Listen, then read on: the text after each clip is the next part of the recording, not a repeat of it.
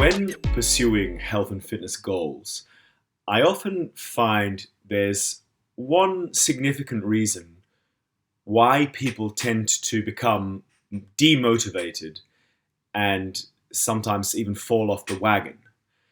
And that is often because people tend to overestimate what they can achieve in a month and underestimate what they can achieve in a year.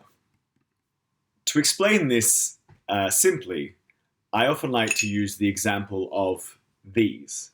Now, these are what are sometimes referred to as fractional plates or micro weights. And as you can see, these ones, they're a little bit worn down now from overuse, but these weigh half a kilo, so 500 grams. So if you put them at the end of a barbell, it'll add just 1 kilo to the exercise. Now, I often get made fun of for using these in the gym, particularly if you're doing a heavy bench press or a heavy deadlift. I was going to say heavy squat, but I'm terrible at squatting, so I don't really squat heavy. And you might have 120, 130, 150 kilos on the bar and then add 1 kilo, which, can look a little silly. However, this illustrates my point perfectly. If you are able to add 1 kilo to the exercise, say every week, sure, in a month, you've only added about 4 kilos or so to the exercise. But if you continued that for a year, you would add 52 kilos to the exercise by only adding 1 kilo per week. So instead of, benching 100 kilos today, you could be benching over 150 kilos just 1 year from now, only by making small changes over a long period of time. So you can see that example illustrates quite easily this idea that we can overestimate what we achieve in a month and underestimate what we achieve in a year. Now, you can substitute in order of magnitude for how you see fit for different goals. Some like to say day instead of month and month instead of year, but the principle remains the same. Now, I tend to use months and years because these are the time frames that apply most directly to most significant health and fitness goals. So if you eat healthy for a day or even a week, will you then be healthy? No. And likewise, if you eat junk for a day, you won't suddenly destroy years of healthy living. Your health and fitness will be an expression of what you do consistently day in and day out.